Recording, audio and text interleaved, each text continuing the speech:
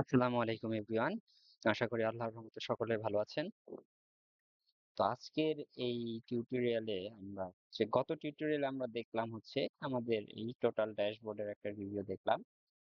তো আজকে আমরা আমাদের প্রথম মডিউল নিয়ে আলোচনা করব। প্রথম মডিউলের ভিতরে আমাদের ৩ টা অপশন আছে। একটা হচ্ছে স্টুডেন্ট ডাটা, দ্বিতীয় হচ্ছে স্টুডেন্ট অ্যাডমিশন, তৃতীয় হচ্ছে স্টুডেন্ট আপডেট।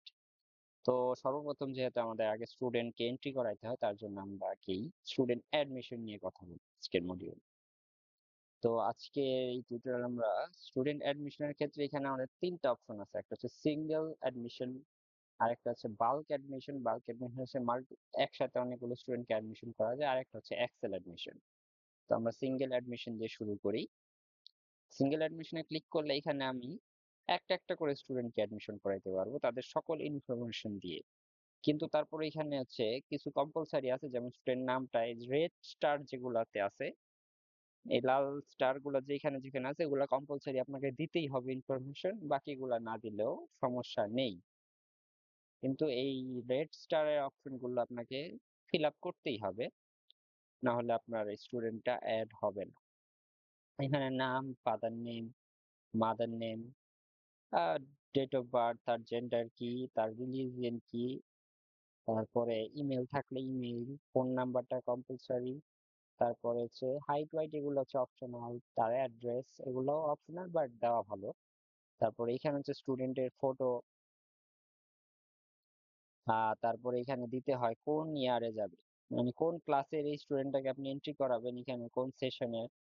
26 সেশন দিয়ে আপনি যদি ক্লাস সিলেক্ট করেন, 1B গ্রুপটা সিলেক্ট করে দিবেন, তার ক্যাটাগরি গুলো সিলেক্ট করে দিবেন। যেমন আমি আগে বলছিলাম যে কিছু কিছু জিনিস খুবই গুরুত্বপূর্ণ, এগুলা না করলে আপনি পরবর্তীতে স্টুডেন্ট এন্ট্রি করতে গিয়ে হ্যাসেল পোহাইতে হয়, আবার ফার্স্টে গিয়ে এগুলো ক্রিয়েট করে নিন। যেমন এই সেকশন, যেমন এই যে রেজিস্টার আছে, একাডেমিক ইয়ার, সেকশন, গ্রুপ, ক্যাটাগরি, এগুলা হচ্ছে কম্পালসারি দিতেই হবে আপনার।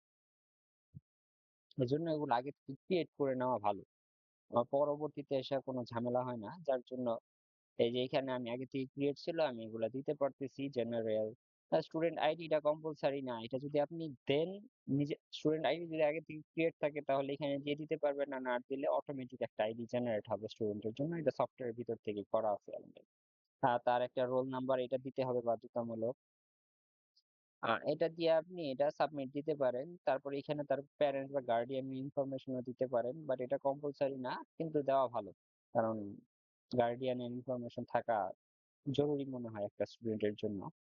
ব্যাংক অ্যাকাউন্ট বা আদার ডকুমেন্ট, ব্যাংক অ্যাকাউন্ট বা আদার ডকুমেন্ট বলতে এখানে ব্যাংক অ্যাকাউন্ট তো কম্পালসারি না, বাট আদার ডকুমেন্টের ভিতরে যেমন আছে আপনার অনেক স্টুডেন্টের বার্থ সার্টিফিকেট গুলা স্কুল নিয়ে রাখে, এখানে তাদের বার্থ সার্টিফিকেট নাম্বার, তারপরে এখানে তারা আপলোডও করতে পারে বার্থ সার্টিফিকেটের ফটো, এই ইনফরমেশন গুলো স্কুল খুব সহজে কালেক্ট করতে পারে যেহেতু যদি এখানে আগে থেকে দেওয়া থাকে। এইভাবে দিয়ে হচ্ছে এটা হচ্ছে সিঙ্গেল এন্ট্রির একটা ফর্ম, এখানে আপনি সাবমিট করে দিলে একটা স্টুডেন্ট এন্ট্রি হয়ে যাবে। এরপরে আমরা যাই হচ্ছে বাল্ক অ্যাডমিশনে। বাল্ক অ্যাডমিশনের ক্ষেত্রে আপনি এখানে একসাথে অনেকগুলো স্টুডেন্টকে অ্যাড করাইতে পারবেন, বা এন্ট্রি দিতে পারবেন। এখানে হচ্ছে ফার্স্ট অফ অল আপনি কোন সেশনের স্টুডেন্ট, কোন ক্লাসে দিবেন, এগুলো সব সিলেক্ট করে গ্রুপ, তার ক্যাটাগরি, জেনারেল দিয়ে এখানে হচ্ছে স্টুডেন্ট আইডি কি অটো জেনারেট হবে না আপনি দিবেন। যদি নো দিয়ে দেন তাহলে অটো জেনারেট হবে, আর ইয়েস দিলে আপনি স্টুডেন্ট আইডি দিতে পারবেন। এবং এখানে আপনি দেওয়া হচ্ছে নাম্বার অফ স্টুডেন্টস, কতজন স্টুডেন্ট আপনি এন্ট্রি করাবেন, 10 জন আমি দিয়ে যদি প্রসেস দেই এখানে 10টা কলাম ক্রিয়েট হবে। এবং পরবর্তীতে আপনি যদি চান অ্যাড নিউ রো, 10টা রো ক্রিয়েট হবে। পরবর্তীতে চাইলে অ্যাড নিউ রোতে দিয়ে আপনি আরো রো অ্যাড করতে পারবেন। এবং এখানে কিছু কলাম আছে যেগুলো আপনাকে ফিল আপ করতেই হবে, যেমন স্টুডেন্ট আইডি, যেহেতু আপনি ইয়েস দিয়েছেন, যদি নো দিতাম তাহলে স্টুডেন্ট আইডিটা আসতো না, এটা স্টুডেন্ট আইডিটা ব্লক, এখানে অটো জেনারেট হইতো স্টুডেন্ট আইডিটা। আর যেহেতু স্টুডেন্ট আইডি অনেক প্রতিষ্ঠানের আগে থেকেই থাকে তার জন্য এটা ইয়েস দিয়ে অনেকে করে। স্টুডেন্ট আইডি, রোল, তারপরে স্টুডেন্টের নেম, তার gender, religion, father name, mother name এবং মোবাইল নাম্বার, এইভাবে ইনফরমেশন গুলো ফিল আপ করে যদি সেভ দেন, তো স্টুডেন্ট এই 10 জন স্টুডেন্ট অ্যাড হয়ে যাবে। এরপরে চলে আসি হচ্ছে আমরা এক্সেল অ্যাডমিশনে। এখানে সেম ওয়েতে যেমন স্টুডেন্ট বাল্ক অপশন ছিল ওইভাবেই এগুলো ফিল আপ করতে হবে। ফার্স্টে কোন ক্লাসে দিবেন, কোন গ্রুপ, কোন ক্যাটাগরি দিয়ে এখানে হচ্ছে যে এক্সেল একটা ফাইল থাকে, এখানে যদি আপনি এক্সেল ফাইলে আগে স্টুডেন্ট গুলোকে সাজায় রাখতে হয়, এখানে আপনি মাল্টিপল আপনার যদি 100 স্টুডেন্টও থাকে একটা ক্লাসে এক ক্লিকেই এইটা স্টুডেন্ট গুলো আপলোড করা যায়। এখান থেকে ফার্স্টে আমি দেখাই দিই এক্সেল ফরম্যাটটা কি এরকম থাকে। এই যে ডাউনলোড স্যাম্পল টেমপ্লেট, এটাতে ক্লিক করলেই হচ্ছে আপনাদের জন্য একটা এক্সেল স্যাম্পল টেমপ্লেট ডাউনলোড হয়ে যাবে। এটাতে ক্লিক করলে আপনি দেখতে পারবেন হচ্ছে একটা এক্সেলের টেমপ্লেট দেখতে পারবেন। এই টেমপ্লেটের ভিতরে এই যে ফার্স্টে স্টুডেন্ট আইডি দিয়ে নিতে হয়, রোল নাম্বার, নেম, জেন্ডার, তার রিলিজিয়ন কি, তার father name, mother name, mobile number, date of birth.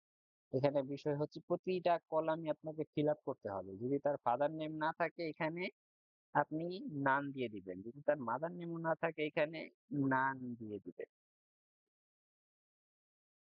তার ডেট অফ বার্থ যদি না থাকে তাহলে আপনি এখানে নান দিয়ে দিবেন।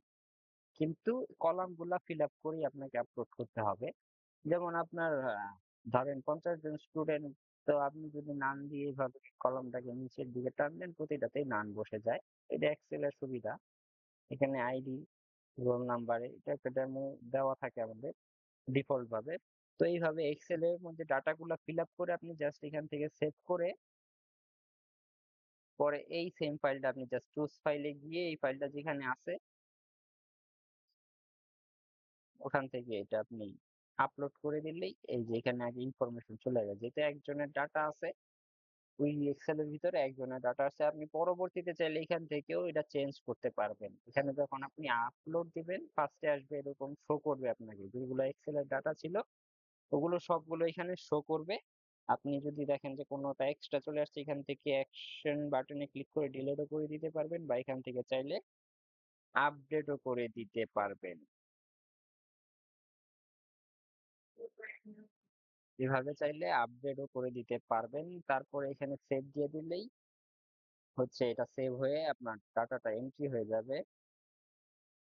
যেহেতু এই যে এই আইডিটা অলরেডি আগে থেকেই আছে সফটওয়্যারের ভিতরে তাহলে এই আইডি আর নিবেন না। আমাদের এই সিস্টেমের ভিতরে এক আইডি ডুপ্লিকেট হয় না কখনো। এটা আপনি যতই চেষ্টা করেন ডুপ্লিকেট হবে না। হবে যখনই এই আইডিটা আপনি ইউজ করতে পারবেন কখন? যখন আপনি স্টুডেন্টটা এই আইডি স্টুডেন্টটাকে ডিলিট করে দিয়ে আবার এই আইডিটা এড করতে পারবেন। এছাড়া এখানে কোনোভাবেই সম্ভব না যে সেম আইডি দ্বিতীয়বার অন্য কোনো স্টুডেন্ট ব্যবহার করে। এই ক্ষেত্রে কি হয়? আপনি প্রতিটা স্টুডেন্টের একটা ইউনিক আইডি থাকে যার জন্য স্টুডেন্টকে ফাইন্ড আউট করা খুবই সহজ হয়। এই হচ্ছে আপনাদের ৩ টি পদ্ধতিতে স্টুডেন্ট অ্যাডমিশন করানোর সিস্টেম। আশা করি সকলে বুঝতে পারছেন। এই আজকে এখানে শেষ এই টিউটোরিয়ালটি।